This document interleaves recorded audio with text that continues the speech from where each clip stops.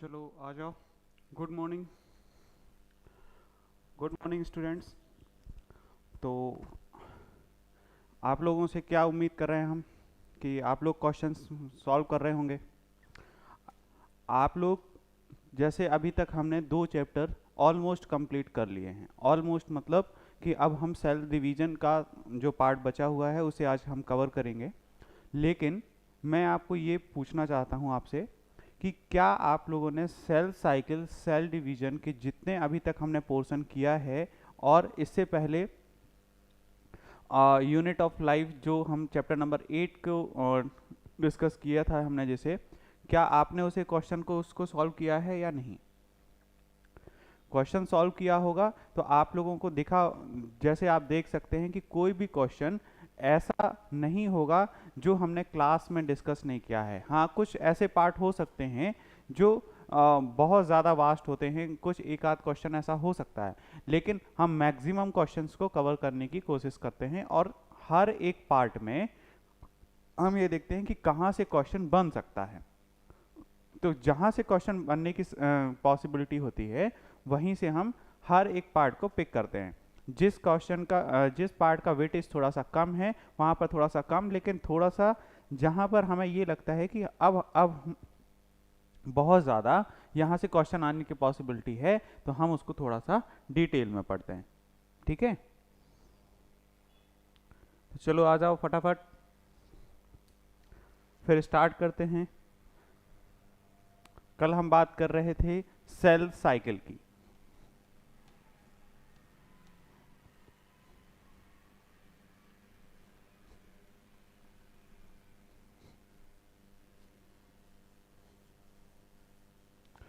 तो cell cycle में हम लोगों ने क्या क्या देखा था कि सेल साइकिल जब हमने देखा कि एक सेल 2 डॉटर सेल में डिवाइड होता है और 2 डॉटर सेल फिर से एक सेल को बनाती हैं, जो 2 डॉटर सेल फर्दर डिवाइड होंगी और ये साइकिल कंटिन्यूअसली चलती रहती है। तो एक सेल से पहले उसका जेनेटिक मटेरियल डबल होता है और उस जेनेटिक मटेरियल के थ्रू, जेनेटिक मटेरियल के साथ साथ अदर जो हम उसके अंदर देखते हैं क्या, सारी सेल ऑर्गेनेलिज भी डबल होती हैं। साइटोप्लाज्म, प्रोटीन्स और न्यूक्लियस, इन सारी चीज़ों के बारे में हमने बात की थी कि ये डबल होती हैं, तभी हम उसे 2 अलग अलग इक्वली डॉटर सेल में हम उसे डिवाइड कर सकते हैं, जिसे हम इक्वेशनल डिवीजन कहते हैं। तो इक्वेशनल डिवीजन की जब हम बात करते हैं तो यहाँ पर 2 चीज़ें होंगी। क्या 2 चीज़ें?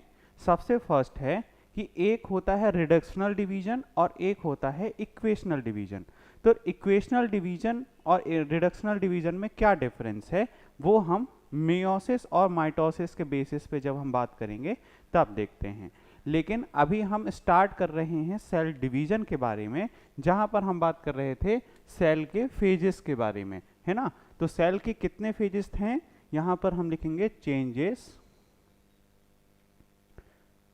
इन सेल साइकिल। और सेल साइकिल में जो हमने बात की थी changes in different phases,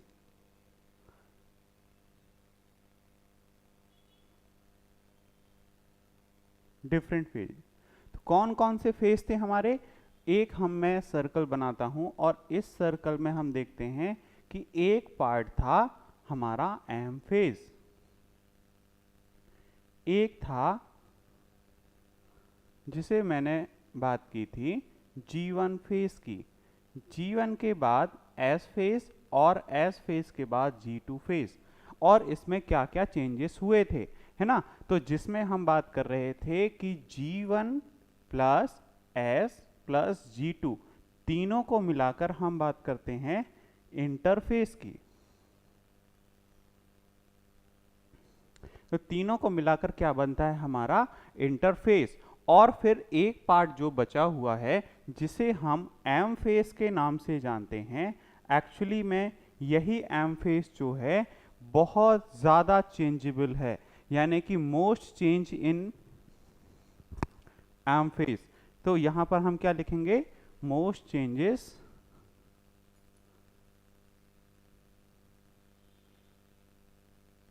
occur in M face.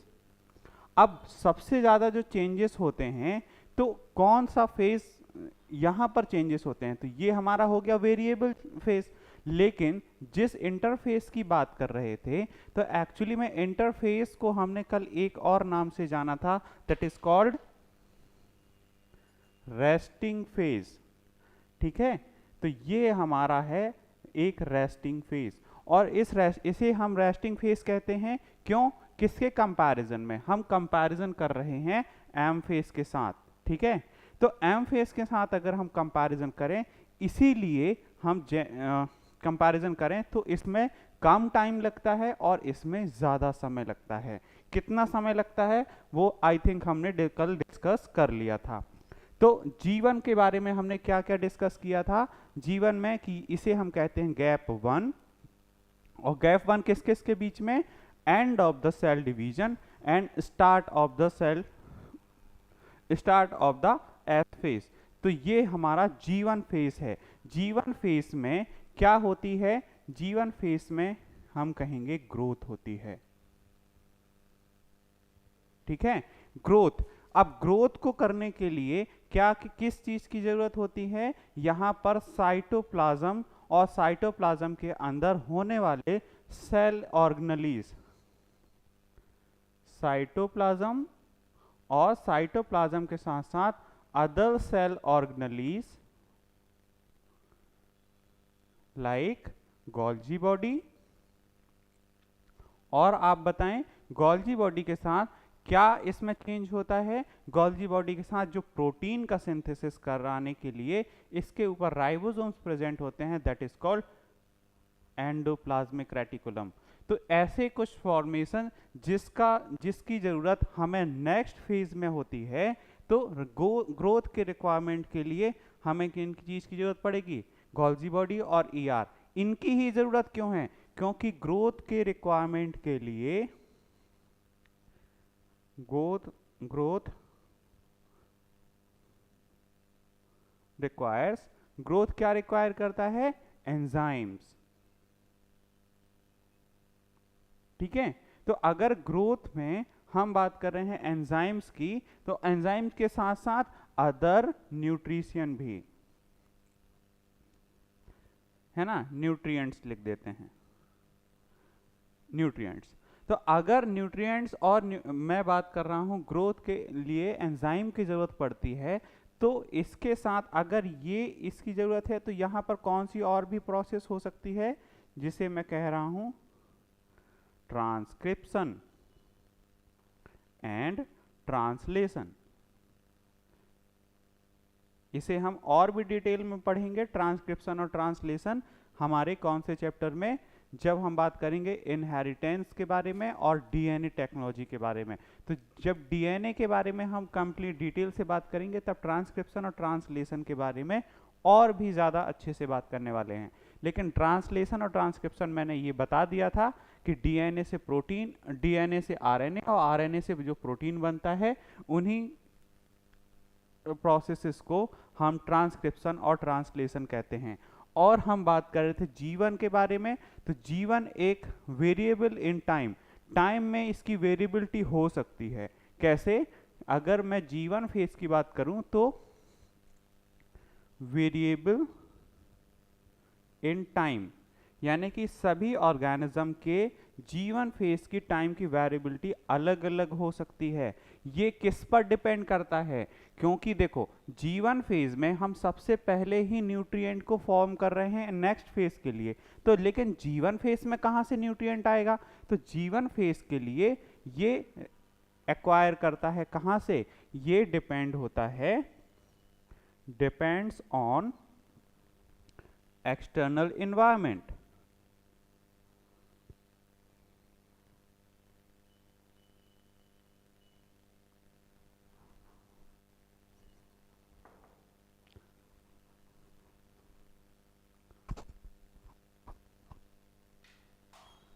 वो बच्ची नहीं है आज, ठीक। हाँ, तो एक्सटर्नल एनवायरनमेंट के साथ यहाँ पर हम देख रहे हैं, तो एक्सटर्नल एनवायरनमेंट में डिपेंडेंट होती है। अगर हम जीवन फेज के बारे में और भी थोड़ी सी चर्चा करें, तो जीवन फेज के बाद क्या क्या हो सकता है और जीवन फेज में और क्या हो सकता है। जीवन फेज में ही जो हमारे जीन्स में चेंजेस होते हैं वो चेंजेस, यानी कि मैं बात कर रहा हूं जैसे ये डीएनए है हमारा, और इस डीएनए में कोई म्यूटेशन हो जाए, ये कब की बात कर रहे हैं हम? जीवन फेज में। जीवन फेज में ही म्यूटेशंस होते हैं, और अगर ये म्यूटेशन होते हैं तो सेल इसमें एंटर नहीं करेगा। किसमें? नेक्स्ट फेज में, जब तक इस डीएनए डैमेज को हम रिपेयर नहीं कर लेते। ठीक है, यानी कि यहां पर मैं एक लाइन लिखना चाहूंगा कि डीएनए, या फिर डीएनए से अच्छा है कि मैं इसे लिखूं cell. Cell do not enter in cell S phase, है ना? Do not enter in S phase। क्यों? Until, कब तक? कब तक S phase में नहीं होगा? जब तक ये म्यूटेशन की वजह से होने वाला जो डैमेज है वो डीएनए रिपेयर ना हो जाए। तो DNA damage, until DNA damage repairs not occur, है ना? repairs not occur। अब इस बारे में हम ध्यान से देखें कि जो म्यूटेशन है वो किस तरीके से यहाँ पर होता है। यानी कि जो म्यूटेशन होने वाले होते हैं, हमारे पूरे सेल साइकिल के बारे में हम बात करें तो म्यूटेशन कहाँ होंगे? जीवन फेज में ही होते हैं। अब जीवन फेज के में अब एक बात हमें ये बताएं कि जीवन फेज को कंप्लीट होने के बाद, जीवन फेज के जस्ट बाद क्या होता है? तो जीवन फेज के कंप्लीट होने के जस्ट बाद तीन चीजें हो सकती हैं। क्या हो सकती हैं? या तो सेल साइकिल हमारी कंटिन्यू रहे, ठीक है, पहला सेल साइकिल कंटिन्यू रहे और कहां पर एंटर कर जाए? एस फेज में।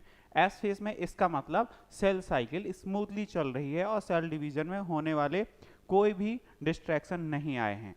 लेकिन दूसरा पार्ट है कि सेल इन कंटिन्यू ना हो, है ना? कंटिन्यू ना हो इसका मतलब वो एक परमानेंट सेल में कन्वर्ट हो जाए। और तीसरा पार्ट क्या होता है जिसमें हम बात कर रहे हैं कि वो सेल साइकिल से ही एग्जिट हो जाए और कहां पर एंटर हो जाए? G0 फेज में। तो चलो हम उसके बारे में भी बात कर लेते हैं कि तीन पार्ट हमने देखे जीवन फेज के बारे में। तो जो जीवन फेज में है तीन फेजेस हो सकते हैं। तीन फेजेस कौन कौन से?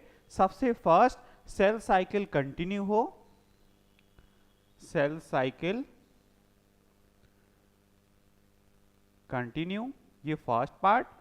दूसरा पार्ट, सेल साइकिल कंटिन्यू नहीं होगी तो क्या होगा? Not continue.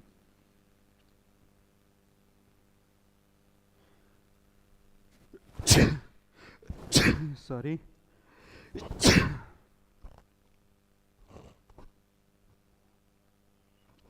सॉरी। हाँ, तो नॉट कंटिन्यू सेल साइकिल, और नॉट कंटिन्यू होगी तो इट बिकम्स परमानेंट। क्योंकि एक बात बताओ मुझे कि अगर सेल साइकिल में हर बार हम ये देखते हैं कि हर एक सेल कंटिन्यूअसली डिवाइड होती जाए, या ऐसे मैं कहूं एक एग्जाम्पल के रूप में कि मेरी हाइट है, ठीक है, और हाइट को बढ़ाने के लिए जो भी सेल रिस्पॉन्सिबल हैं वो सेल अगर ग्रोथ के लिए रिस्पॉन्सिबल हैं और वो सेल कंटिन्यूअसली डिवाइड होते जाए तो मेरी हाइट कितनी बढ़ जाएगी? यानी कि हर एक ऑर्गेनिज्म में बहुत सारे सेल ऐसे होते हैं जिसमें हम ये देखते हैं कि वो एक टाइम के बाद उनका डिवीजन स्टॉप हो जाता है, और डिवीजन स्टॉप होने की वजह से फिर वो ग्रो नहीं कर पाते हैं। जैसे हमारी हाइट के बारे में मैंने एग्जांपल लिया, अगर मेरी हाइट कंटिन्यूअसली सेल डिवीजन की वजह से बढ़ती रही तो कितना बढ़ेगी? मैं कितना बड़ा हो सकता हूँ? 2 फुट, 4 फुट और बड़ा, या फिर 10, 50, 100? इतना फीट तो हम जा नहीं सकते।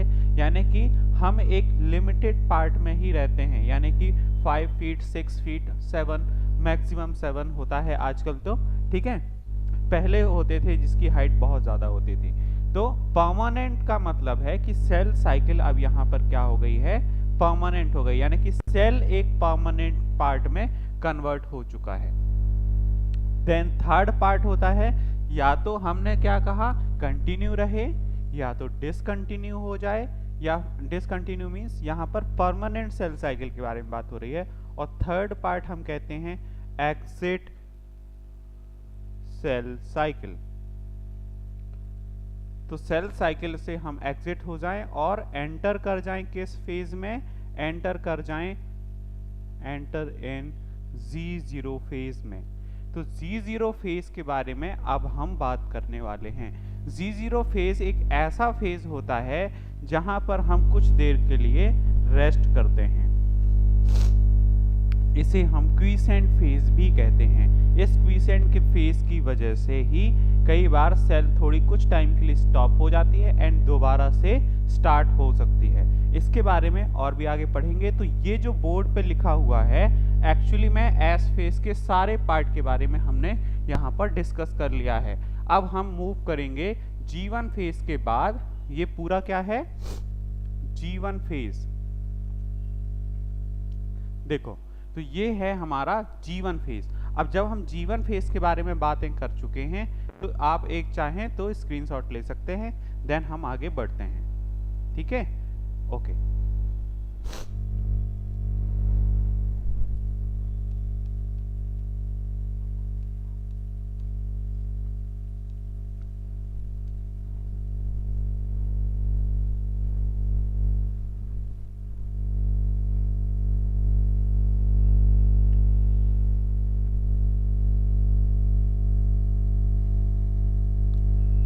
चलो अब हम बात करने वाले हैं एस फेज की, है ना।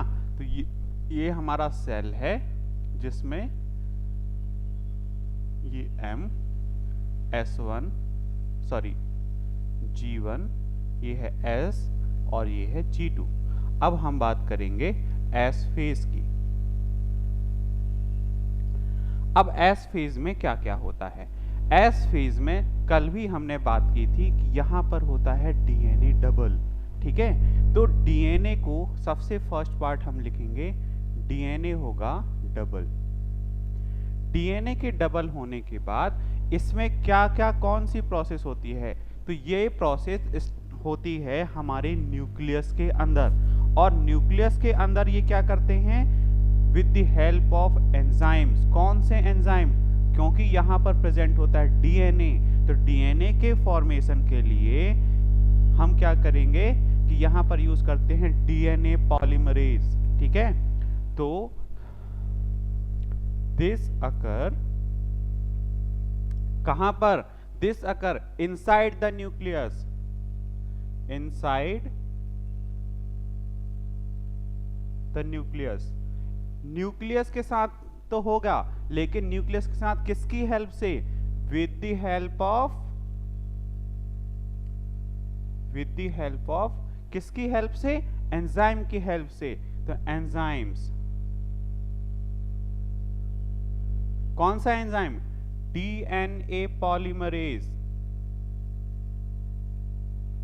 ठीक है, तो अब डीएनए पॉलीमरेज के बारे में बात कर रहे हैं। अब इससे एक बात और हम समझ में आती है कि न्यूक्लियस पढ़ते समय हमने एक वर्ड का नाम लिया था, that is called spindle fibre. ठीक है, और जो स्पिंडल फाइबर कौन बनाता है, स्पिंडल फाइबर बनाने के लिए रिस्पॉन्सिबल होते हैं हमारे सेंट्रियोल्स। ठीक है, तो ये यहाँ पर हमें स्पिंडल फाइबर की जरूरत पड़ेगी।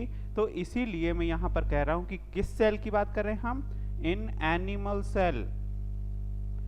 एनिमल सेल में ये क्या बनाएंगे, to make spindle fibre, to make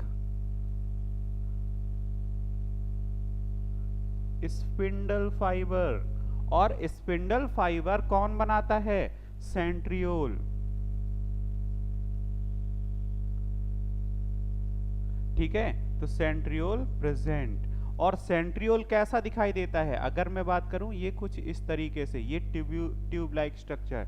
तो ये हमारा क्या है, सेंट्रियोल। ठीक है, तो ये सेंट्रियोल की जब हम बात करेंगे तो सेंट्रियोल को अगर मैं दो पार्ट में रखूं, यानी कि कुछ इस तरीके से, एक 1 और दूसरा क्या होगा 2, तो दो सेंट्रियोल जब ऐसे बनते हैं तो इस तरीके के सेंट्रियोल को हम क्या कहते हैं, वन सेंट्रियोल एंड टू, दोनों को मिलाकर बनते हैं सेंट्रोसोम। ठीक है, अब इन सेंट्रोसोम में अगर मैं यहां पर कितने होंगे, एक सेंट्रोसोम की बात की है, लेकिन जब हम बात कर रहे हैं एस फेस की तो यहां पर एस फेस में जो भी बनेगा वो डबल बनेगा। तो यहां पर कितने सेंट्रोसोम बनेंगे, दो सेंट्रोसोम बनेंगे। ठीक है, यानी कि सेंट्रोसोम तो एक ही रहेगा, लेकिन सेंट्रियोल कितने, दो सेंट्रियोल, दो सेंट्रियोल और एक सेंट्रोसोम, और ये चीजें कहाँ हो रही हैं, हमारे साइटोप्लाज्म में। ठीक है, तो इन साइटोप्लाज्म क्या होगा, सेंट्रियोल डबल हो जाएगा। तो फिर ये कहां पर हो रहा है, इन साइटोप्लाज्म। अब सेंट्रियोल डबल हो गया, यानी कि हमने ये देखा डीएनए डबल, इसको हम ये लिख सकते हैं कि जेनेटिक मटेरियल भी डबल हो गया। ठीक है, अब जेनेटिक मटेरियल डबल हो गया, इसके साथ साथ एक पार्ट और डबल होता है जिसकी बात हम करते हैं क्रोमोसोम की। ठीक है, तो क्रोमोसोम डबल, एनसीईआरटी यही लिखती है कि क्रोमोसोम गेट डबल, लेकिन एक्चुअल में क्रोमोसोम डबल नहीं होता है।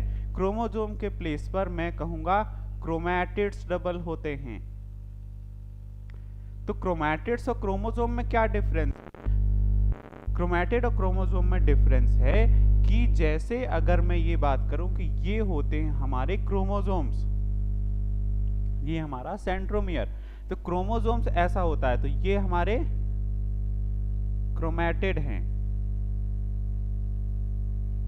ठीक है, लेकिन ये एक क्रोमोसोम है, ये दूसरा क्रोमोसोम है, और ये एक इनके पास कैसा होता है, ये सिंगल क्रोमैटिड्स होते हैं। तो ये 1 हो गया, ये 2 हो गया, लेकिन सेंट्रोसोम क्रोमोसोम की जब हम बात कर रहे हैं तो ये क्रोमोसोम क्रोमैटिड के डबल होने का मतलब ये डबल नहीं हो रहा, यानी कि ये क्रोमोसोम तो अभी भी एक जैसा ही है, ये डबल हो जाएंगे।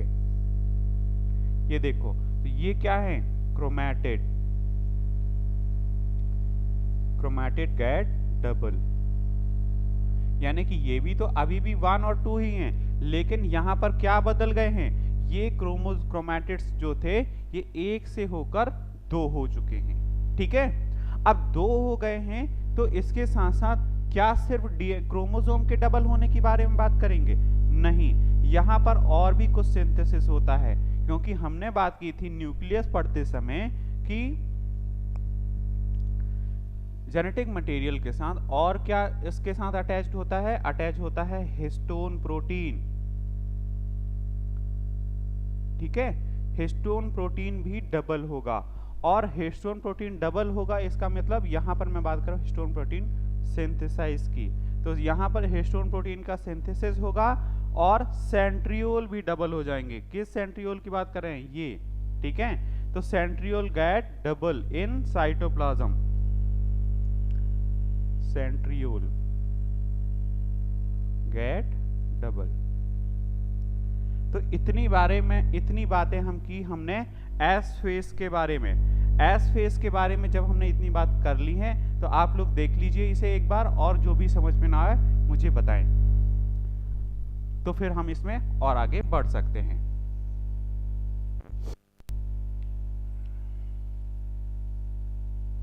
Okay, thank you.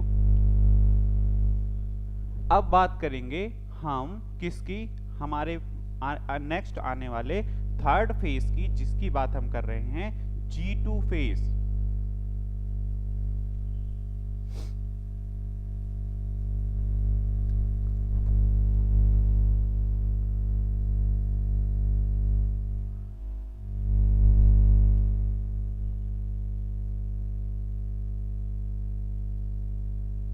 अब क्या क्या होने वाला है G2 फेज के बारे में बात करें तो हम G2 फेज से पहले हम बात करते हैं रिक्वायरमेंट की, जो M फेज में होने वाली है।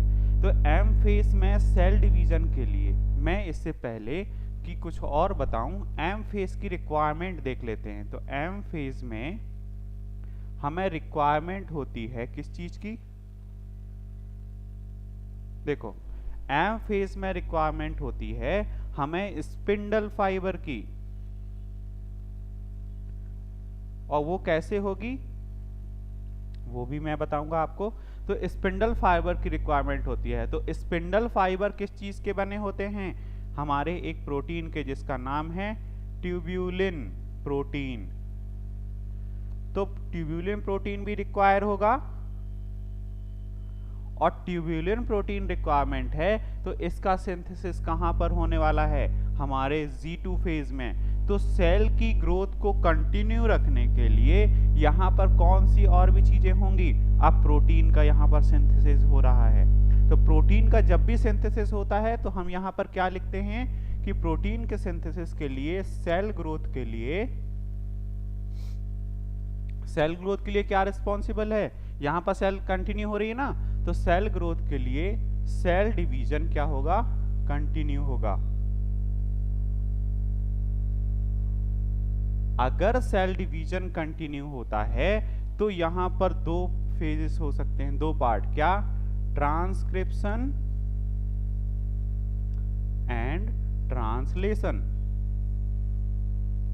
अब ट्रांसक्रिप्शन और ट्रांसलेशन सेल डिवीजन की वजह से कंटिन्यू हो रहा है, जिसकी वजह से हम यहां पर प्रोटीन का कौन सा सिंथेसिस करेंगे? Tubulin protein synthesise. तो ट्यूब्यूलिन प्रोटीन जो सिंथेसाइज होगा, कुछ सेल ऑर्गेनेलीज में यहां पर डबल होने वाले जो पार्ट हैं, तो सम ऑर्गेनेलीज गेट डबल। कौन से डबल? तो मैं यहां पे लिखूंगा माइटोकॉन्ड्रिया, यानी कि सम ऑर्गेनेलीज गेट डबल, जैसे माइटोकॉन्ड्रिया, और दूसरा होता है जिसकी बात हम कर रहे थे, क्लोरोप्लास्ट।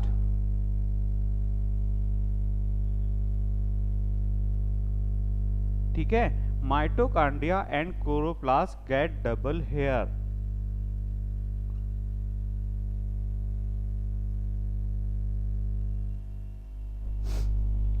तो इतनी बातें होती हैं हमारे G2 फेज में। G2 फेज के लिए हम और भी क्या क्या समझ सकते हैं, लेकिन मेनली हमें रिक्वायरमेंट जिस चीज की है, यानी कि हमें क्या समझना है, नेक्स्ट फेज के लिए क्या रिक्वायरमेंट है, उसका सिंथेसिस हम उसके एक साइड के पहले, यानी कि एक फेज पहले ही उसका रिक्वायरमेंट फुलफिल कर लेते हैं। अब अगला एम फेज बताने से भी पहले मैं आपको एक पार्ट और बताना चाहता हूं कि ये जो हम हमारे अंदर न्यूक्लियस के अंदर क्या प्रेजेंट होते हैं, क्रोमैटिन फॉर्म होते हैं, डीएनए प्रेजेंट होता है, वो किससे बनता है? क्रोमैटिन के फॉर्मेशन के बाद ही हम डीएनए को बना पाते हैं। तो किन में ये हो रहा है?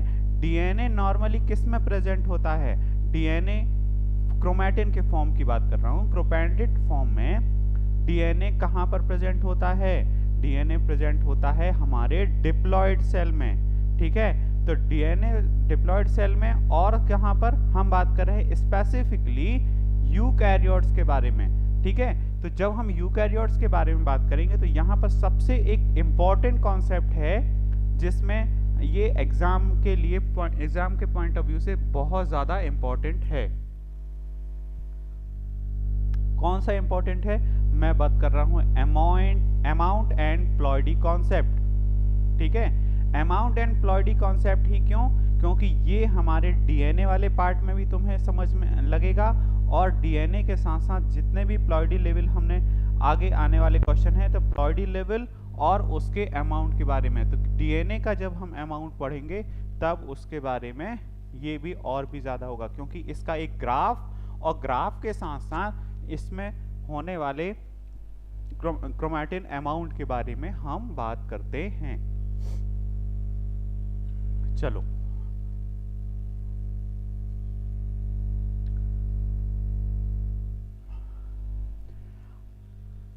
हम बात कर रहे थे अमाउंट एंड किसकी? प्लॉइडी लेवल की,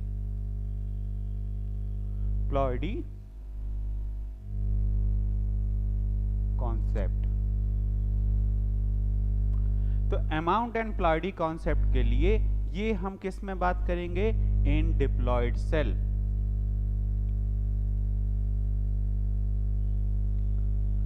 तो डिप्लॉयड सेल में ही क्यों? डिप्लॉयड सेल में जो होता है, जो डीएनए होता है, डीएनए नॉर्मली किस फॉर्म में होता है? डीएनए नॉर्मली प्रेजेंट इन, हाँ, DNA normally present in chromatin form. ठीक है, तो क्रोमैटिन फॉर्म के बारे में जब हम बात करते हैं तो DNA normally present in chromatin form. और इसमें हम बात करेंगे तो जब मैं एक यहां पर सेल बना लेता हूं तो ज्यादा क्लियरली समझ में आएगा। ये हमारा सेल, और सेल के अंदर प्रेजेंट है न्यूक्लियस,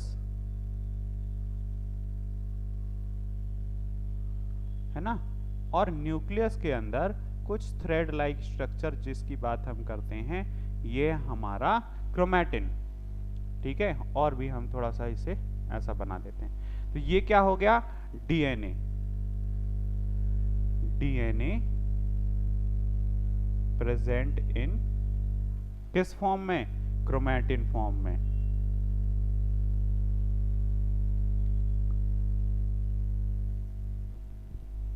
ठीक है, तो DNA present in chromatin form. और क्रोमैटिन फॉर्म के बारे में जब हम बात कर रहे हैं तो इसे एक कुछ अमाउंट में तो रहा ही होगा, तो इसे हम मान लेते हैं 2C। तो 2C है, ये 2C एक्चुअली में है क्या? ये अमाउंट ऑफ क्रोमैटिन मटेरियल, है ना। तो amount can be considered as amount can be considered as, किस फॉर्म की बात कर रहे हैं हम? 2C की बात कर रहे हैं। ठीक है, तो amount can be considered as 2C। तो अब इस 2C के बारे में सिर्फ 2C ही रखेंगे क्या? नहीं, एक्चुअली में हम बात करें जिस सेल साइकिल की, तो मैं एक यहां पर सेल साइकिल भी बनाता हूं। ठीक है, ये मेरा सेल साइकिल हुआ जिसमें ये है M, ये G1, और ये हो गया S, और ये हो गया G2। तो जहां पर हम बात कर रहे हैं तो अमाउंट कहां पर डबल होगा? तो जब हम एम फेज के बारे में बात करते हैं तो जो एम फेज है वहां पर क्रोमोसोम क्या होते हैं? ओनली एम फेज में ही विजिबल होते हैं। तो chromosome visible in only in M phase. तो ओनली क्या है? एम फेज में दिखाई देते हैं। तो एम फेज में दिखाई देते हैं, तो जब हम बात करेंगे तो एक G1 फेज की, तो G1 फेज में तो हमने कहा क्रोमैटिन फॉर्म में होंगे।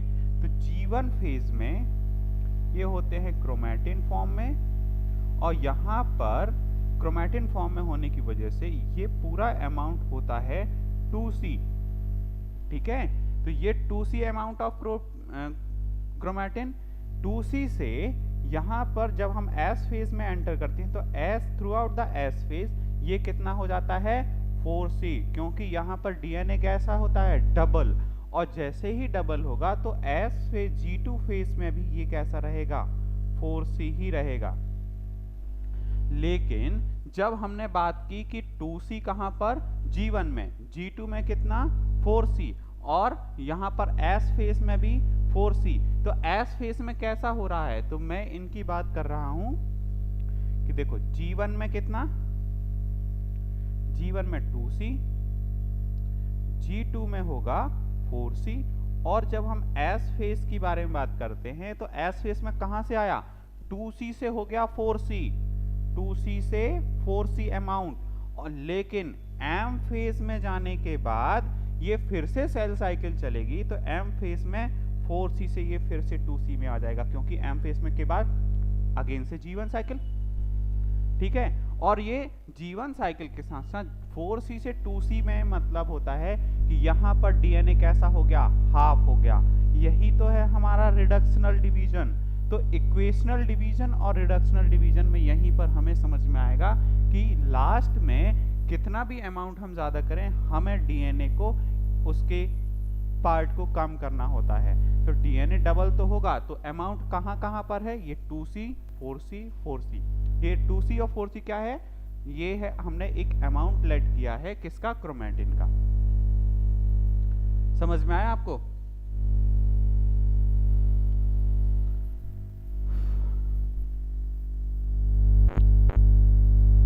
इसे हम एक ग्राफ के फॉर्म में भी समझ सकते हैं। अगर मैं इसे बताना चाहूँ, जनरली हम ये पढ़ाते हैं तो ऐसा लिखते हैं, देखो ये एक ग्राफ बनाएंगे।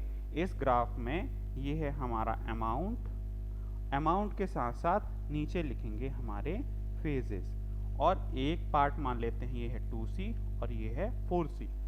ठीक है, तो 2C हमारा अमाउंट कहाँ तक होगा, ये पार्ट है जिसे हम मान रहे थे G1 फेज। वो देखो G1 फेज में कितना, 2C अमाउंट। ठीक है, ये पूरा G1 फेज है।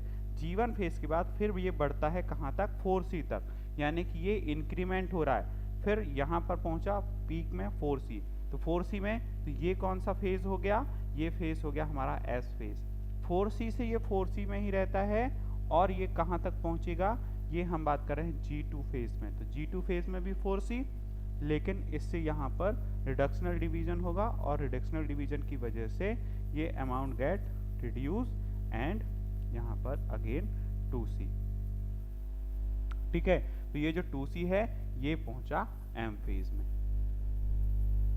तो ये ग्राफ याद रखना, ये graph as it is exam में पूछा जाता है।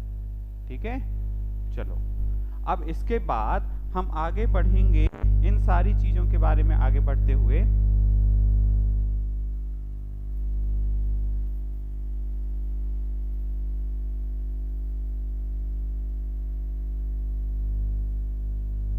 एक इंपॉर्टेंट पॉइंट है, जैसे मैं बात कर रहा हूं चेक पॉइंट्स की, ये हमारे एनसीईआरटी में बहुत ज़्यादा गिवन नहीं है, लेकिन इम्पॉर्टेंट कॉन्सेप्ट है। इम्पॉर्टेंट कॉन्सेप्ट कैसा, चेक पॉइंट का। किस तरीके से मैं चेक पॉइंट के बारे में बात करूंगा वो भी देखते हैं।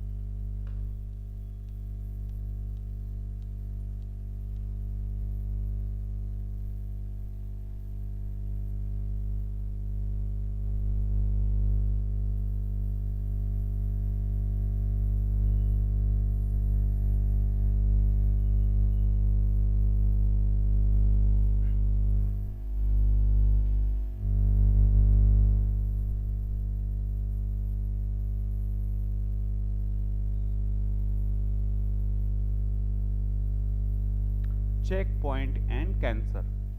कैंसर ही क्यों लिखा मैंने, एक्चुअली में जो कैंसर होता है, कैंसर में क्या होता है कि एक सेल बिना रुके कंटिन्यूअसली डिवाइड करती है। तो कंटिन्यूअसली डिवाइड करती है बिना किसी एरर के चेकिंग के। इसीलिए जब मैं यहाँ पर आपको ये बताऊंगा कि एरर चेकिंग क्या होती है, तो हमें अगेन सेल साइकिल में ध्यान देना पड़ेगा। ये हमारा M, ये है G1, ये है S और ये है G2। अब इस फेज में कहां कहां से पहला चेक पॉइंट बनने वाला है, G1 से लेकर और M फेज के बीच में एक चेक पॉइंट बनता है, यानी कि G1 और M फेज, ये एक चेक पॉइंट, यानी कि ये एंड ऑफ द डिवीजन, और यहां से दूसरी साइकिल स्टार्ट होगी। ठीक है, दूसरा पार्ट होता है G1 से S फेज में एंटर करते समय एक चेक पॉइंट यहाँ पर लगाएंगे हम, और दूसरा चेक पॉइंट कहाँ लगाएंगे, G2 से M फेज में एंटर करने की तरफ। यानी कि डीएनए जो होता है, तो डीएनए यहाँ पर क्या होगा, डीएनए डैमेज को रिपेयर किया जाता है।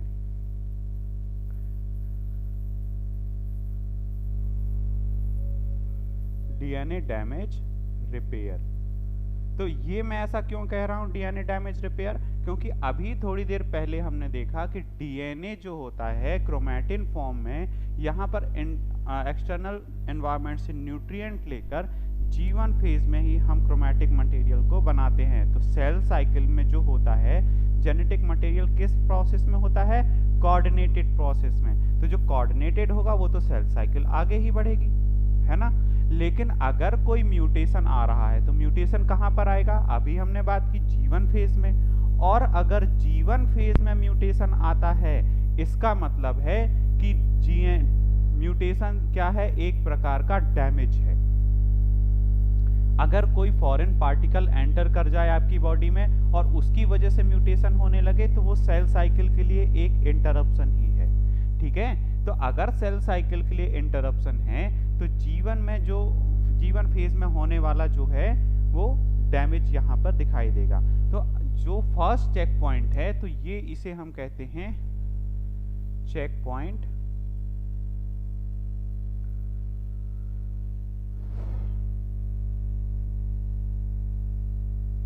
Check point 1। और इस चेक पॉइंट 1 में G1 से लेकर और कहाँ तक?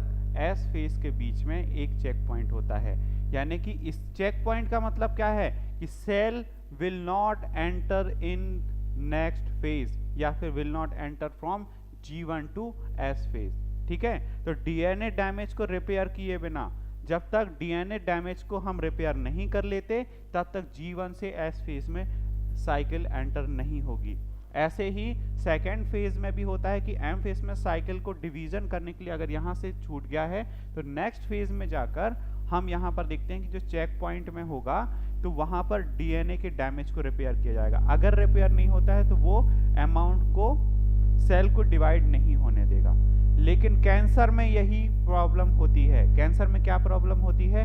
ये चेक पॉइंट से सेल डिवाइड होता जाता है, यहाँ पर वो रुकता ही नहीं। और यही यहाँ पर अगर वो चेक पॉइंट डैमेज हो जाए और उसे हम चेक ना करें तो सेल गेट कंटिन्यूअसली डिवाइडिंग, और इतना डिवाइड होते हैं कि सेल में हमें पता है कि और भी दूसरी सेल को इन्फेक्ट करते हुए जाएंगे।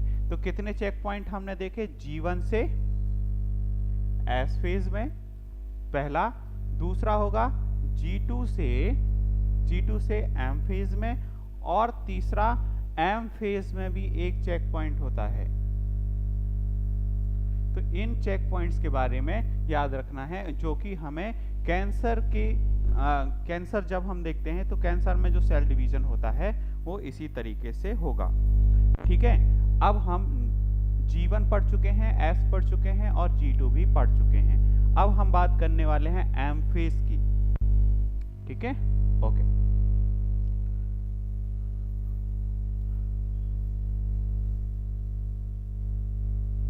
M फेज के बारे में थोड़ा सा इंट्रोडक्शन ले लेते हैं। क्या क्या इंट्रोडक्शन है M फेज के बारे में? कि M फेज कैसा होता है? NCERT इसके बारे में बताती है कि ये एक बहुत ज़्यादा मेजर रिकॉग्नाइजेशन यहाँ पर होते हैं। रिकॉग्नाइजेशन का मतलब यहाँ पर होंगे साइटोप्लाज्म और न्यूक्लियस के बारे में बहुत ज़्यादा जिससे रिकॉग्नाइज करके डिवीजन करते हैं। रिकॉग्नाइज और साथ में रीऑर्गेनाइजेशन भी होगा, यानी कि मेजर रीऑर्गेनाइजेशन किस चीज़ का? साइटोप्लाज्म का और न्यूक्लियस का। तभी तो हम अपने सेल को डबल कर सकते हैं। तो सेल को डबल करने के लिए न्यूक्लियस की जरूरत पड़ेगी डबल, और 2 न्यूक्लियस के साथ साथ मैक्सिमम अमाउंट में हमें साइटोप्लाज्म की जरूरत होती है। तो ये एक प्रकार का ड्रामेटिक यानी कि बहुत ज्यादा ड्रामा बनाने वाला है, इसीलिए इसे हम कहते हैं मोस्ट ड्रामेटिक फेज। और मोस्ट ड्रामेटिक फेज ही क्यों कहते हैं? क्योंकि मेजर ऑर्गेनाइजेशन नहीं, रीऑर्गेनाइजेशन लिख देते हैं ना। मेजर रीऑर्गेनाइजेशन अकर्स इन कहां पर? न्यूक्लियस, एंड न्यूक्लियस के साथ साथ हम किसकी बात कर रहे हैं? न्यूक्लियस के साथ साथ हम बात करते हैं साइटोप्लाज्म की, ठीक है। तो major reorganisation occurs in nucleus and cytoplasm. और यहाँ पर कौन सा डिवीजन होता है? यहाँ पर डिवीजन होता है इक्वेशनल डिवीजन। ये सेकेंड पार्ट है।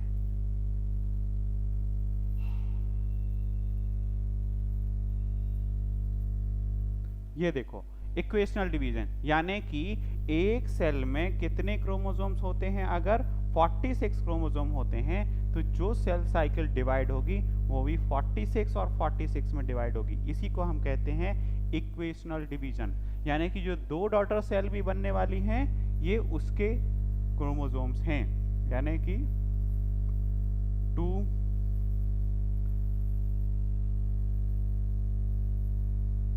Daughter cells. ठीक है, तो दो डॉटर सेल जो हैं यहाँ पर हम क्या देखते हैं कि 46 से 46 एंड 46 ही होता है। और यहाँ पर इस फेज को हम एक नाम से और जानते हैं जिसे हम कहते हैं प्रोग्रेसिव फेज। यानी कि इसमें समय कम लगता है सेल डिवीजन में, लेकिन ये क्या है? एक प्रकार का प्रोग्रेसिव फेज है। इसमें ये एक कंटिन्यूअस प्रोसेस होती है।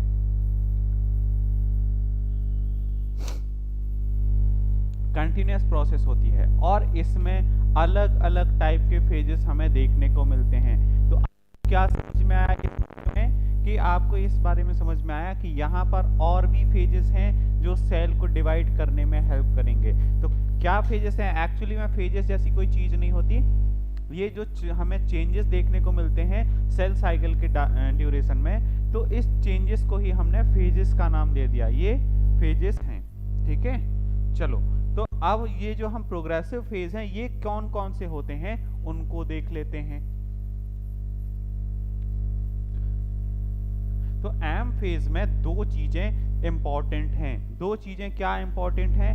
एक तो हमने कहा कि न्यूक्लियस डिवाइड होगा, ठीक है, और न्यूक्लियस के साथ साथ साइटोप्लाज्म डिवाइड होगा। तो सेल डिवीजन के लिए क्या क्या इंपॉर्टेंट है? एक होगा न्यूक्लियस डिवीजन, जिसे हम कैरियोकाइनेसिस के नाम से भी जानते हैं।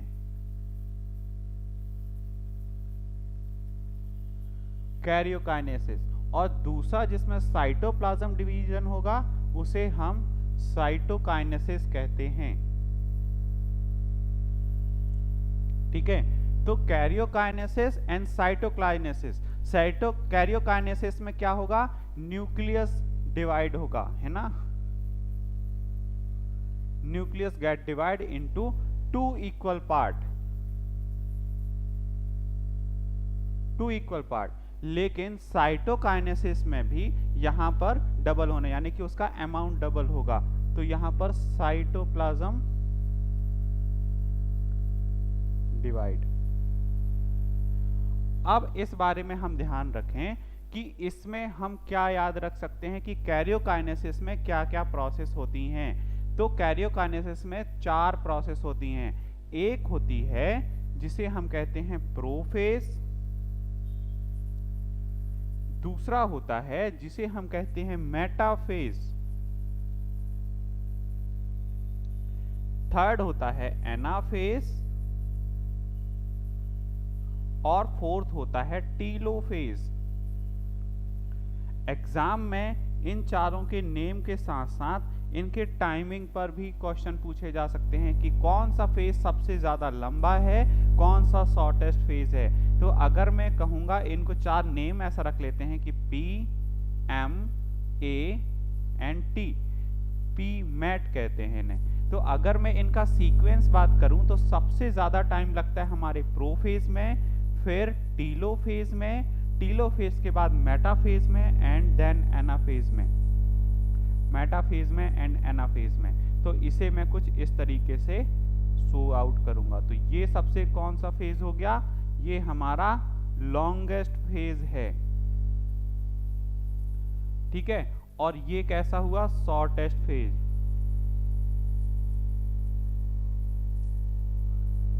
इतनी बात समझ में आई? अगर इतनी बात समझ में आ गई हो तो बताएं, फिर हम आगे बढ़ते हैं। तो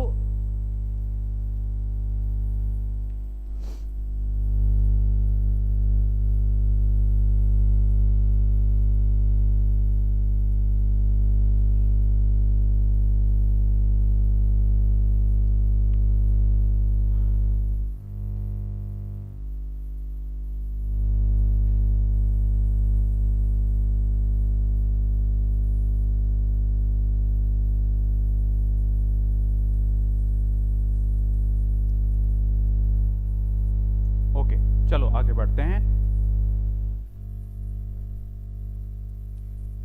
अब हम बात करेंगे प्रोफेज की।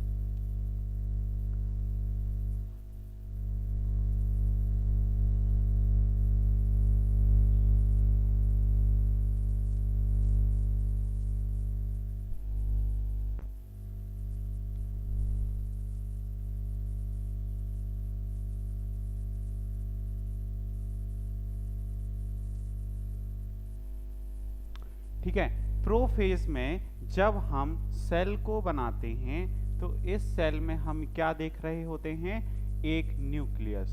ये जो है हमारा न्यूक्लियस है। अब इस न्यूक्लियस में क्या क्या बनता है, न्यूक्लियस में हमारे पास पहले से बन के आया हुआ है गोल्जी बॉडी भी, ईआर भी। यहाँ पर मैं लिख देता हूँ, ये है हमारा ईआर, ये हमारा है गोल्जी बॉडी। ठीक है, ये हमारा हो गया न्यूक्लियस, या फिर इसे मैं क्या लिख सकता हूँ, न्यूक्लियस से अच्छा है कि न्यूक्लियर मेम्ब्रेन, न्यूक्लियर मेम्ब्रेन। ठीक है, और ये न्यूक्लियर मेम्ब्रेन के साथ इसके अंदर प्रेजेंट होते हैं क्या, डीएनए। तो डीएनए किस फॉर्म में होता है, डीएनए होता है क्रोमैटिन मटेरियल के फॉर्म में, और ये कितना अमाउंट है, 4C। अभी हमने पढ़ा है, क्योंकि किसके बारे में हम बात कर रहे हैं, हम बात कर रहे हैं G2 से नेक्स्ट फेज आता है। G2 के बाद पहला फेज ये हमारा, जिसकी बात हम करते हैं डीएनए। वहां पर अभी डीएनए किस फॉर्म में है, क्रोमैटिन के फॉर्म में होता है। यहाँ पर एक पार्ट और होता है जिसे हम कहते हैं न्यूक्लियोलस।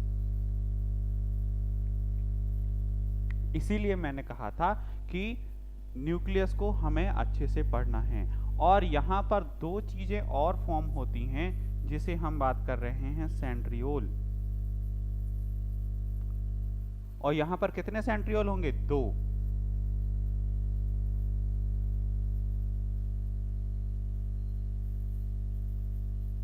इसके बारे में हम यहाँ पर देखते हैं। तो इसके फेज में एक बात, कुछ चीजें ऐसी ध्यान में रखनी है, जैसे क्रोमैटिन मटेरियल यहाँ से कंडेंसेशन स्टार्ट करता है। तो फर्स्ट अगर हम कहेंगे कि प्रोफेज में क्या क्या होता है, तो फर्स्ट पार्ट हम लिख लेते हैं कि क्रोमैटिन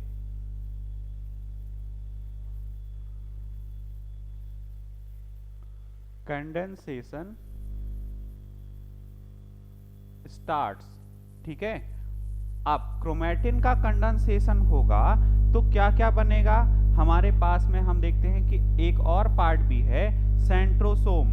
ठीक है, सेंट्रोसोम किसे कहते हैं, तो सेंट्रोसोम जो होते हैं वो अपोजिट साइड में मूव करने लगते हैं, अपोजिट साइड में मूव करते लगते हैं, और स्पिंडल फाइबर जो होते हैं अराइव हो जाएंगे। किस तरीके से, कि अगर मैं बात करूं इनकी, तो एक न्यूक्लियस मैंने यहां बनाया सेल, और इसमें जो हमारे सेंट्रोसोम है कुछ इस तरीके से सेंटर पे मूव कर जाते हैं, और स्पिंडल फाइबर का फॉर्मेशन होने लगता है कुछ इस तरीके से। ठीक है, स्पिंडल फाइबर के फॉर्मेशन के साथ साथ इसमें हम क्या करते हैं कि 2 क्रोमैटिड मटेरियल्स हैं, है ना, तो क्रोमोसोम विद 2 क्रोमैटिड विजिबल होने लगते हैं। 2 क्रोमैटिड के साथ मतलब, हाँ ठीक है, तो 2 क्रोमैटिड मटेरियल मतलब यहाँ पर क्रोमैटिड मटेरियल के साथ, जैसा मैं बात कर रहा हूँ, ये हैं हमारे 2 क्रोमैटिड, ये क्रोमोसोम, ये हमारा सेंट्रोसोम, और ये हमारे 2 क्रोमैटिड हो गए।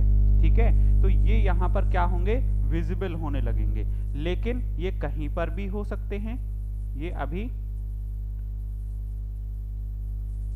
बहुत सारे हैं और इनके एक जगह कोई फिक्स नहीं है। ठीक है, इसके साथ साथ मैं यहां पे लिख रहा हूं कि 2 क्रोमैटिड्स विजिबल। तो इससे पहले हमने ये देखा था ना कि जो क्रोमैटिड्स होते हैं वो विजिबल नहीं होते हैं, यानी कि किस फॉर्म में होता है, ये सिर्फ इस फॉर्म में होता है, और यहाँ पर सेंट्रोसोम होगा, सेंट्रोमियर। ठीक है, इसीलिए मैं ये कह रहा था कि यहाँ पर एक ही क्रोमैटिड था, लेकिन visibility in chromatids two form में डबल क्रोमैटिड्स जो हम देखते हैं वो कहाँ पर हैं, यहाँ पर प्रोफेज में दिखाई देने पड़ते हैं। थर्ड पार्ट है जिसे हम क्या कहते हैं कि एनिमल सेल में ये, अच्छा ये तो मैंने लिखना भूल ही गया कि जो हमारे क्या है, सेंट्रोमियर है या सेंट्रोसोम, बताओ। ये हमारे सेंट्रोसोम। तो जो सेंट्रोसोम हैं वो कहां पर चले जाते हैं, सेंट्रोसोम पोल में चले जाते हैं। कहां पर, किन में की बात कर रहे हैं हम, एनिमल सेल्स की, है ना, एनिमल सेल्स में।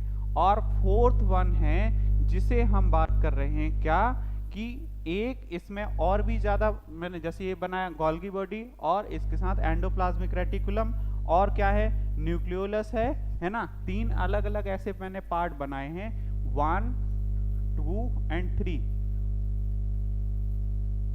तो मैं यहां पर क्या लिखूंगा, 1 + 2 + 3। ये तीनों पार्ट, ये तीनों क्या है, गोल्गी बॉडी, एंडोप्लाज्मिक रेटिकुलम और न्यूक्लियोलस गेट डिसअपीयर। ठीक है, तो ये डिसअपीयर हो जाते हैं और न्यूक्लियस मेम्ब्रेन डिसइंटीग्रेट होने लगती है। तो एक पांचवा मैं पार्ट ABCDE लिख लेता हूं कि न्यूक्लियस मेम्ब्रेन कैसी होगी, यहां पर डिसअपीयर। इस बात का ध्यान रखना है कि क्या क्या हो रहा है हमारे साथ प्रोफेस में।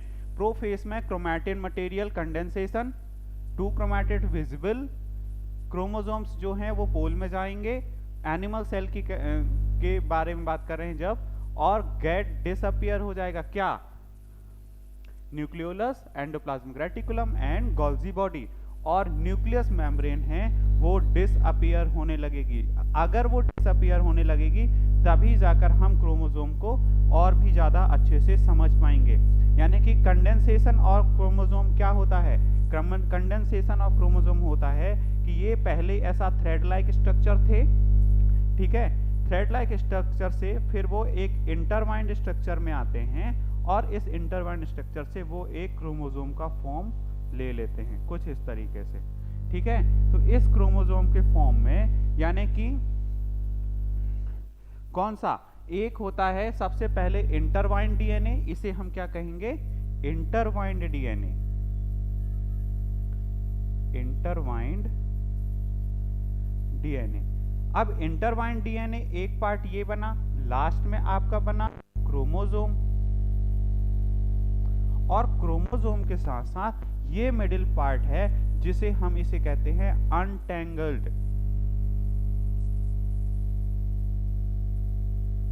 यानी 3 फॉर्म में ये 3 अलग अलग फेज में आगे बढ़ता है, जिसे हम क्या कहते हैं, intertwined DNA, untangled DNA and then chromosomes. तो ये 3 पार्ट होता है जिसे हम क्या कहेंगे, तीनों को मिलाने पर ही हम कहते हैं कि ये डीएनए का क्या हो रहा है, कंडेंसेशन हो रहा है। कौन से डीएनए का, क्रोमैटिन मटेरियल का कंडेंसेशन, जो हमारा ये फर्स्ट पार्ट था।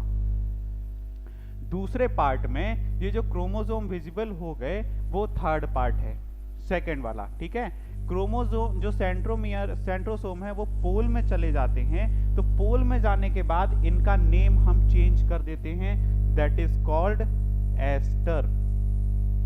तो कितने एस्टर होंगे, एक 1 एंड 2, यानी कि एक एस्टर यहाँ पर और दूसरा एस्टर यहाँ पर उसके पोल में। तो क्रोमोसोम और क्रोमैटिड, 2 क्रोमैटिड यहाँ पर भी अपीयर दिखाई दे रहे हैं। ठीक है, तो ये एग्जैक्टली दिखेगा कैसा, मैं यहाँ पर एक बनाकर दिखाता हूं आपको।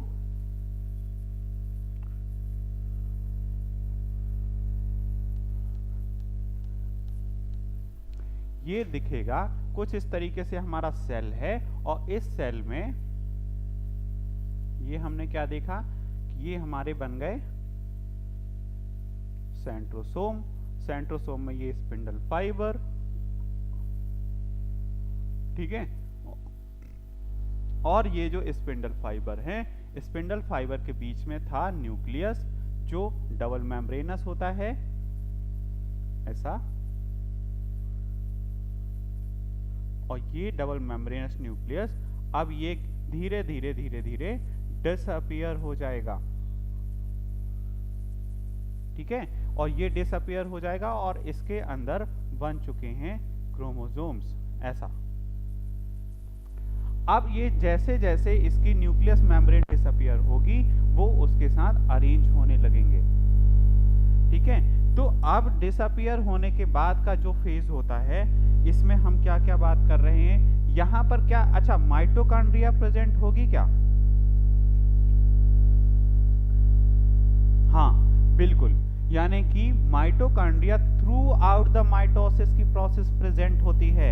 ऐसा नहीं है कि जो प्रोफेज में जो न्यूक्लियस मेम्ब्रेन होगी वो वहां से ब्रेक हो गई तो माइटोकॉन्ड्रिया प्रेजेंट नहीं है, क्योंकि एनर्जी की जरूरत तो हमें हर एक फेज में पड़ेगी। तो माइटोकॉन्ड्रिया हर एक फेज में होता है, यानी कि डिसअपीयर वाला जो पार्ट है हमने देखा है 3 पार्ट जो डिसअपीयर होते हैं, गोल्गी कॉम्प्लेक्स के साथ साथ ईआर एंड जिसमें एक और पार्ट हमने अभी क्या बताया, न्यूक्लियोलस। तो ये तीनों पार्ट डिसअपीयर तो हो जाते हैं लेकिन माइटोकॉन्ड्रिया डिसअपीयर नहीं होता, इस बात का स्पेसिफिकली ध्यान रखना है। अगर माइटोकॉन्ड्रिया डिसअपीयर हो गया तो हमें एनर्जी कैसे मिलेगी? ठीक है, लेकिन एनिमल सेल में अब हमने एक चीज देखी कि ये क्या बना रहे थे, एस्टर सेंट्रोसोम में। तो सेंट्रोसोम में क्या हमें देखने को मिलता है कि एनिमल सेल में 2 एस्टर होते हैं, लेकिन जो 2 एस्टर होते हैं इसीलिए हम एनिमल सेल को क्या नाम देते हैं, अगर इसमें 2 एस्टर प्रेजेंट है तो इसे हम कहेंगे एम्फीएस्ट्रल, है ना। एनिमल सेल में जो होते हैं एस्टर की वजह से इसे हम क्या नाम देते हैं, एम्फीएस्ट्रल। लेकिन आप लोग सोच रहे होंगे कि मैं सिर्फ एनिमल सेल बता रहा हूं। हाँ, क्योंकि एनिमल सेल के अलावा जो भी हम प्लांट सेल में देखते हैं वो लगभग सेम होता है। जहां पर चेंजेस होंगे मैं वहां पर आपको बताऊंगा, लेकिन यहाँ पर चेंज है इसलिए मैंने इसको यहाँ थोड़ा सा स्पेसिफाइड कर रहा हूँ कि एनिमल सेल में अगर ये एम्फीएस्ट्रल है इसका मतलब है कि प्लांट सेल में यहाँ पर कोई एस्टर पार्ट नहीं होता है। तो क्या बनते हैं, प्लांट सेल में डायरेक्टली क्या बन जाते हैं, स्पिंडल फाइबर। ठीक है, डायरेक्टली स्पिंडल फाइबर बनते हैं। तो डायरेक्टली स्पिंडल फाइबर का मतलब है कि यहाँ पर सेंट्रोसोम की जरूरत नहीं पड़ती है। अगर सेंट्रोसोम की जरूरत नहीं पड़ती है तो प्लांट सेल में डायरेक्टली स्पिंडल फाइबर बनने की वजह से इसे हम एन-एस्ट्रल भी कहते हैं। ठीक है, तो एन-एस्ट्रल प्लांट सेल को और एम्फीएस्ट्रल किसे कहेंगे, हम बात कर रहे हैं किसकी, प्लांट सेल की। ठीक है, एम्फीएस्ट्रल एनिमल सेल को। इतनी बात हो गई हमारी प्रोफेज की। तो प्रोफेज के हमें 4 पार्ट याद रखने हैं, कौन कौन से, यहाँ पर क्रोमैटिन मटेरियल कंडेंसेशन होगा, 2 क्रोमैटिड्स विजिबल हो जाएंगे, सेंट्रोसोम पोल में आ जाएगा जिसे हम एस्टर कहते हैं। एस्टर अगर हम बात करेंगे एनिमल में तो एम्फीएस्ट्रल और स्पिंडल फाइबर डायरेक्टली बन जाता है एस्ट्रल ना होने की वजह से, तो इसे हम एन-एस्ट्रल कहते हैं। 3 पार्ट हमारे डिसअपीयर हो जाएंगे, गोल्गी कॉम्प्लेक्स, ईआर और न्यूक्लियोलस। न्यूक्लियस मेम्ब्रेन क्या होगी, न्यूक्लियस मेम्ब्रेन डिसअपीयर होने लगेगी, डिसइंटीग्रेट। ठीक है, और कंडेंसेशन किस तरीके से हुआ, तो ये उसके 3 अलग अलग स्टेजेस हैं। अब हम बात करते हैं कि एक होता है अर्ली प्रोफेज। अर्ली प्रोफेज में ये सारी चीजें हुई, लेकिन लास्ट में जो प्रोफेज हम बता रहे थे कि ये जो न्यूक्लियस मेम्ब्रेन डिसइंटीग्रेट होने लगती है इसे ही हम लेट प्रोफेज का नाम देते हैं। तो आगे हम बात करेंगे कि लेट प्रोफेज ही वो पार्ट है जो एंटर करता है हमारे किसमें, मेटाफेज में। तो ये जो पार्ट हुआ, ये मैंने पार्ट किया, ये सबसे लॉन्गेस्ट फेज होता है हमारे एम फेज का, या फिर माइटोसिस की बात कर रहे हैं हम। ठीक है,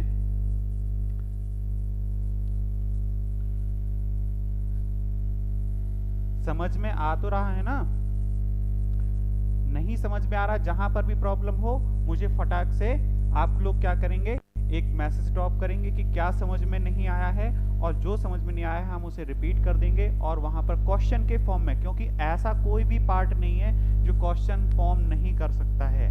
तो क्रोमोसोम्स, अगर मैं बात करूं तो क्रोमोसोम्स अब कहां पर पहुंच जाते हैं मेटाफेज में, साइटोप्लाज्म में। यानी कि दो न्यूक्लियस बनाऊंगा यहां पर मैं फिर से, दो सेल, सेल 1 और ये है हमारा सेल 2, ठीक है। और ये कौन सा फेज है, इसे मैं कहूंगा ये है हमारा लेट प्रोफेज, और ये लेट प्रोफेज है तो ये क्या होगा, ये होगा अर्ली मेटाफेज, अर्ली मेटाफेज, ठीक है। और इसमें भी क्या बनाएंगे, दो सेंट्रोसोम कुछ इस तरीके से,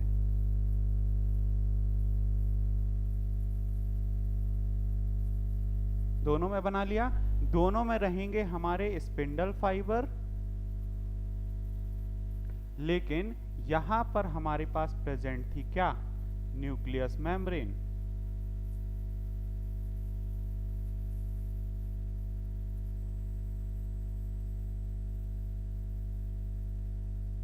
और ये धीरे धीरे डिसइंटीग्रेट हो रही थी, है ना।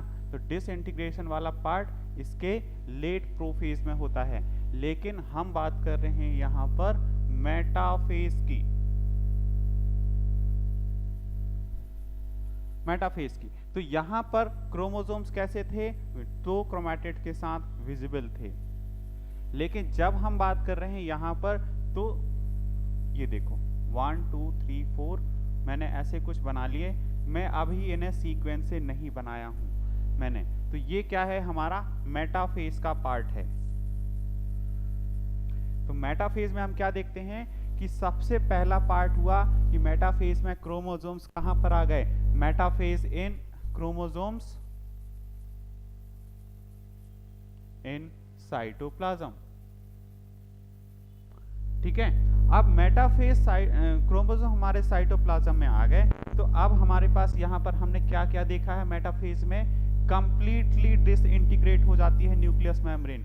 यानी कि फर्स्ट पार्ट में लिखता जाऊंगा कि न्यूक्लियस मेम्ब्रेन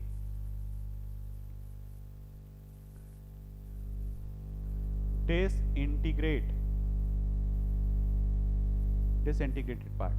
सेकेंड पार्ट क्या रखूंगा कि न्यूक्लियस मेम्ब्रेन डिसइंटीग्रेट हो गई। सेकेंड पार्ट है साइटोप्लाज्म में क्रोमोसोम्स जो हैं, क्रोमोसोम्स इन साइटोप्लाज्म। ये मैं अलग से इसलिए लिख रहा हूं क्योंकि ये हमारे पॉइंट्स याद होने चाहिए। अब किन चीजों का कंडेंसेशन होगा, कंडेंसेशन जो हो रहा था हमारे क्रोमोसोम्स का, वो यहाँ पर कंप्लीट हो जाएगा। कंप्लीट होने का मतलब है कि अब यहाँ पर हम क्रोमोसोम को क्लियरली विजिबल देख पाएंगे। यानी कि इसीलिए जब भी हम क्रोमोसोम्स कोई भी देखते हैं तो हम उसे क्या कहते हैं कि ये एक मेटाफेज वाला क्रोमोसोम है। एक्चुअली में वो मेटाफेजिक क्रोमोसोम है, यानी कि बेस्ट स्टेज टू सी इस मॉर्फोलॉजी। मॉर्फोलॉजी किसकी, क्रोमोसोम्स की। तो condensation of chromosomes gate completed, of chromosomes get completed। और कंडेंसेशन ऑफ क्रोमोसोम्स अगर कंप्लीट हो गया है तो यहां पर मैं क्या कहूंगा कि क्रोमोसोम्स क्लियरली विजिबल। अगर क्रोमोसोम्स क्लियरली विजिबल है, इसका मतलब उसकी हम बात कर रहे हैं बेस्ट स्टेज बात करेंगे। ये हमारा बेस्ट स्टेज है टू सी क्रोमोसोम मॉर्फोलॉजी, ठीक है। तो क्रोमोसोम मॉर्फोलॉजी की हम बात करते हैं। अच्छा, एक पार्ट और है क्रोमोसोम्स में, एक पार्ट होता है जिसे हम काइनेटोकोर कहते हैं। तो यहां पर काइनेटोकोर अपीयर हो जाएगा। क्या होता है वो मैं बताऊंगा, लेकिन फोर्थ पार्ट हम यहां पे लिखेंगे कि क्रोमोसोम में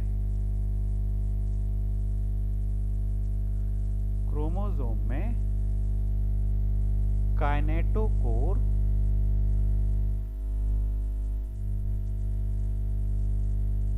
अपीयर, ठीक है। और फिफ्थ पार्ट जब हम बात कर रहे हैं तो क्रोमोसोम में अब काइनेटोकोर अपीयर है तो नया क्रोमोसोम जो होता है वो इक्वेटर ऑफ स्पिंडल फाइबर के साथ बनने लगता है, यानी कि एक मेटाफेजिक प्लेट बना लेता है। तो मेटाफेजिक प्लेट के बारे में हम बात करें तो इससे पहले कि जब हम बात कर रहे हैं मेटाफेजिक प्लेट की,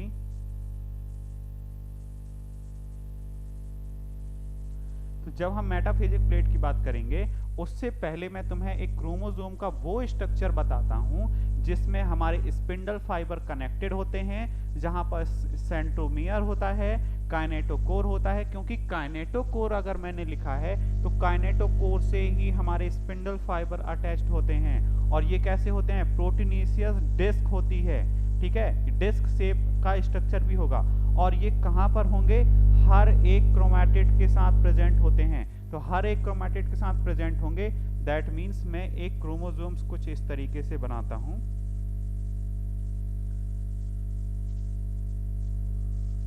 ये, ठीक है। तो ये एक पार्ट ये हुआ और दूसरा पार्ट ये हुआ, ये ऊपर की तरफ। तो इसी को हम कहते हैं काइनेटोकोर, ठीक है।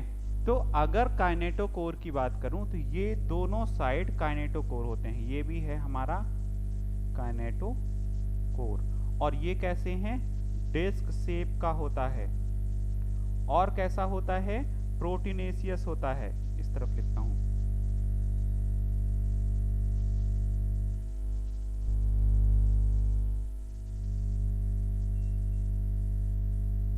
प्रोटीनेशियस, ठीक है। प्रोटीनेशियस के साथ अब एक पार्ट और बचा हुआ है जिसे मैं यहां पर क्या बताऊंगा कि ये प्रोटीनेशियस तो है, लेकिन ये देखो, ये जो पूरा पार्ट है,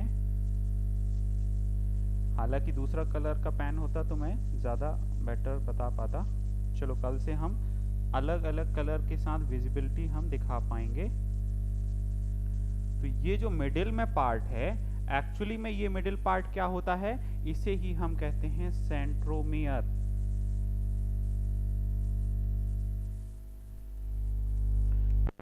और जो सेंट्रोमियर है तो ये दोनों पार्ट हम किसको बात रिप्रेजेंट करते हैं? ये है हमारे क्रोमैटिड्स, ठीक है। और ये है हमारे क्रोमैटिड्स, ये हमारे क्या हो गया? सेंट्रोमियर, ये हो गया काइनेटोकोर। और इसी काइनेटोकोर से जुड़े हुए होते हैं क्या? स्पिंडल फाइबर,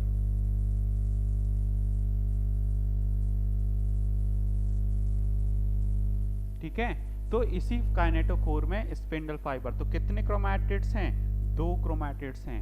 अगर 2 क्रोमैटिड्स हैं यानी कि कितने क्रोमोसोम्स की बारे में बात कर रहे हैं? एक ही क्रोमोसोम की, यानी कि 1 क्रोमोसोम, ठीक है। अगर 1 क्रोमोसोम है तो मैं इसे रफ कर दूं, मेटाफेजिक प्लेट बनाना है हमें।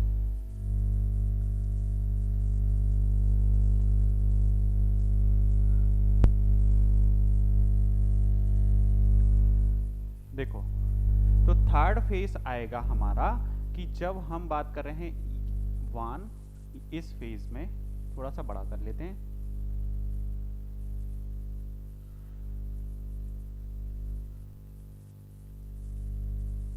1 and 2, 2 अलग अलग स्टेजेस हमें देखने को मिलती हैं। 2 अलग अलग स्टेजेस में हम यहाँ पर देख लेंगे, ये हमारे सेंट्रोसोम,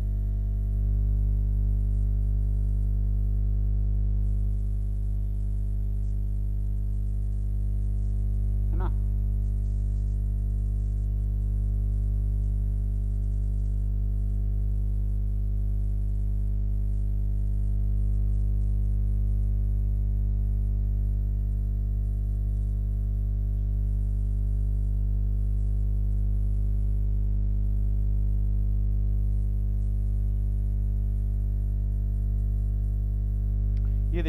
ये कहीं भी इसमें अटैच्ड हो जाते हैं। कहाँ से अटैच हो रहे हैं? ये हमारे हैं स्पिंडल फाइबर, ठीक है। तो इस स्पिंडल फाइबर में हम क्या देखते हैं कि ह्यूमन में कितने सेल होते हैं? ह्यूमन में कितने होते हैं?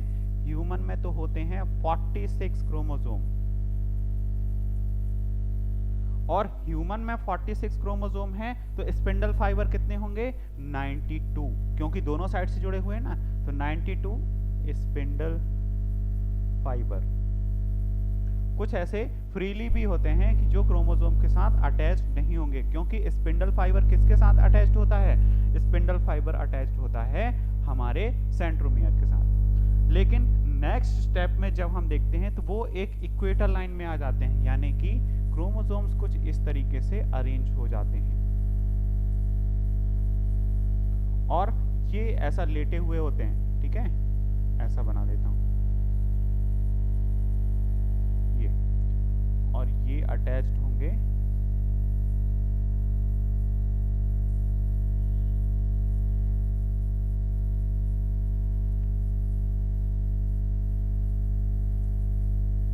ये, और ये एक सीधा एक इक्वेटर में,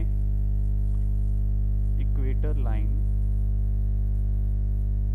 ठीक है। तो ये एक इसमें इक्वेटर लाइन में रिप्रेजेंट हो जाते हैं। तो इस तरीके से हम ये कहेंगे कि इसे हम क्या है, एक सिंगल अलाइनमेंट में, इसे ही हम क्या कहते हैं? Metaphasic plate.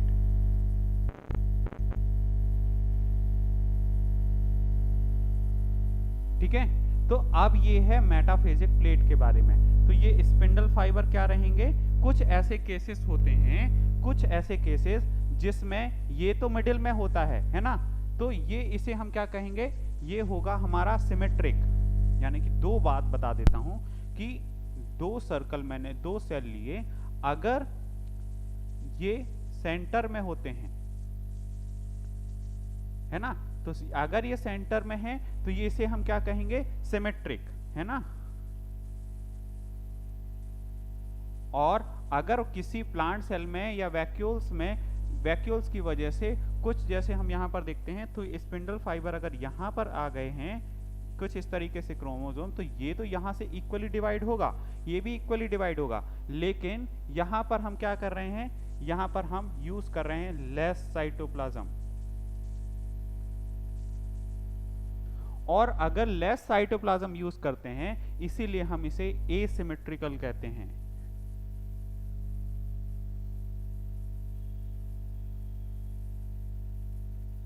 इतनी बातें समझ में आई या नहीं? ये थोड़ा सा इसमें हमें ध्यान में रखना है। तो ये क्या है हमारा?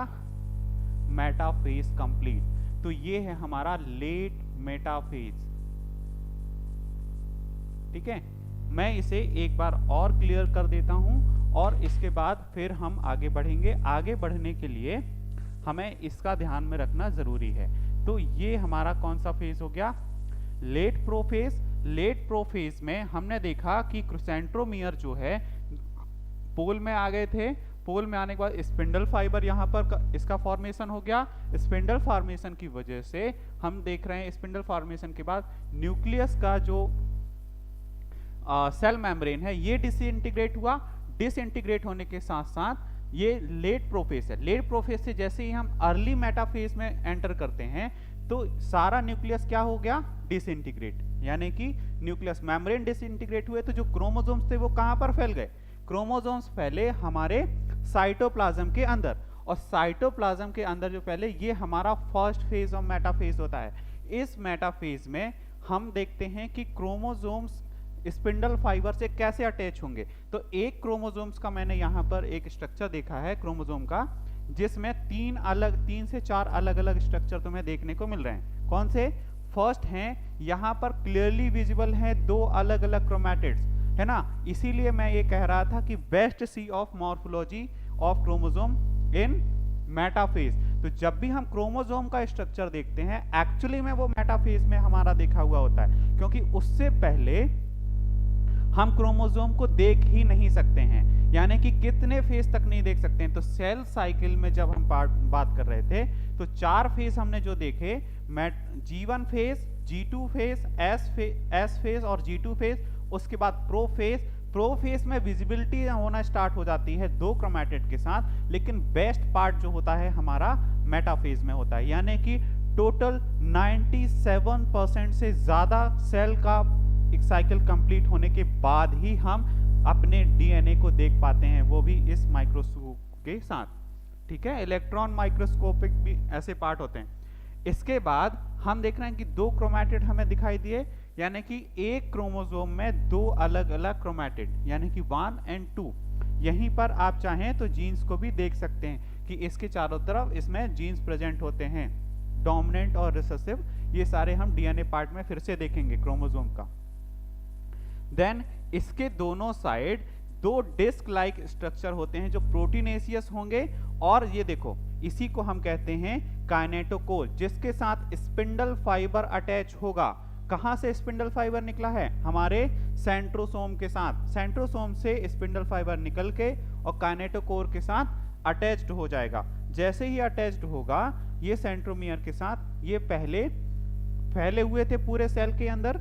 ठीक है, ये हमारा है मिडिल पार्ट जिसे हम काइनेटोकोर कह रहे हैं। काइनेटोकोर के बीच में भी एक और इस डिस्क लाइक स्ट्रक्चर दिखाई दे रहा है जो कवर करता है दोनों काइनेटोकोर को, जिसे हम सेंट्रोमियर कहते हैं। ठीक है, ये सेंट्रोमियर के बारे में मैं पहले भी बता चुका हूं कि सेंट्रोमियर सेंटर में ही हो जरूरी नहीं है। सेंट्रोमियर कॉर्नर में भी हो सकता है, मिडिल में भी हो सकता है, और उसके बेसिस पर अलग अलग क्रोमोसोम के नेम भी देखे थे, है ना। जैसे लास्ट क्लास में हमने, लास्ट चैप्टर में हमने क्रोमोसोम का कंप्लीट स्ट्रक्चर भी देखा था कि सेंट्रोमियर कहाँ प्रेजेंट होगा तो उसे हम क्या कहते हैं। देन थर्ड फेज हमने देखा कि ये है हमारा, इस फेज में जैसे ही क्रोमोसोम के साथ स्पिंडल फाइबर अटैच्ड होते हैं 1 2 3 4, ये मैंने सिर्फ 4 डेमोन्स्ट्रेशन के लिए बनाए हुए हैं, लेकिन 92 स्पिंडल फाइबर हम देखने को मिल रहे हैं। क्यों 92? क्योंकि एक ह्यूमन सेल में 46 क्रोमोसोम है, एक क्रोमोसोम में 2 स्पिंडल फाइबर लगे हुए हैं। दैट मीन्स कि 92 स्पिंडल फाइबर अटैच्ड होंगे। तो क्या सिर्फ 92 ही होंगे? नहीं, इससे ज्यादा भी हो सकते हैं। ठीक है, लेकिन वो फ्री स्टेज में होते हैं और फिर वो बाद में डिसअपियर हो जाएंगे। हमारे 2 फेज और अभी हमें पढ़ना बाकी है माइटोसिस के, और माइटोसिस के बाद छोटा सा पार्ट है जिसे हम क्या कहते हैं, मियोसिस, और मियोसिस ही रिस्पॉन्सिबल है हमारे रिप्रोडक्शन के लिए। तो आधे घंटे का ये चैप्टर और है। ठीक है, उसके बाद इस चैप्टर को हम सम अप करेंगे।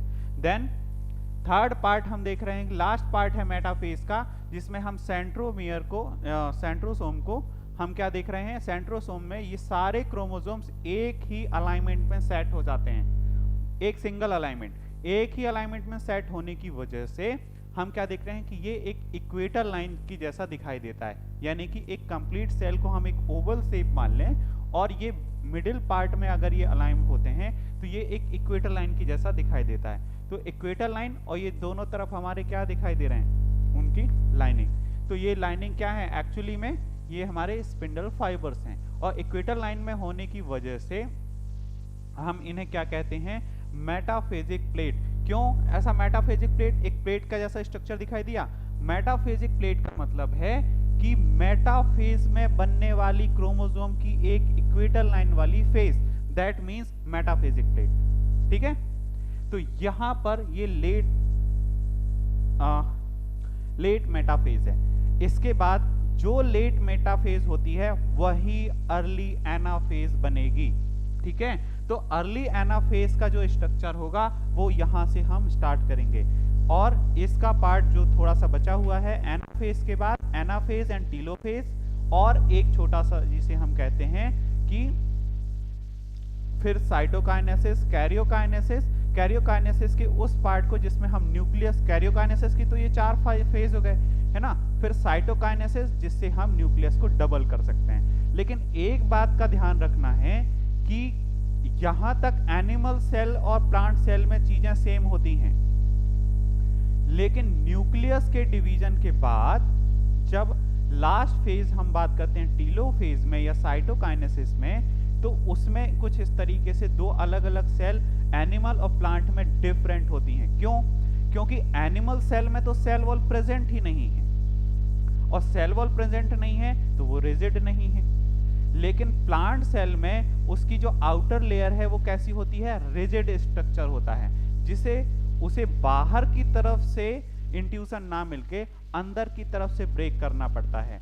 इसीलिए हम प्लांट सेल और एनिमल सेल का सेल डिवीजन जो लास्ट फेज है वो डिफरेंट होता है, तो उसे हम सेपरेटली पढ़ेंगे, ठीक है। और उसके बाद मूव करेंगे किसमें, मियोसिस 2 में, मियोसिस 1 एंड 2 वो छोटा सा पार्ट है, फिर उसे हम देखकर और इस चैप्टर को सम अप करेंगे।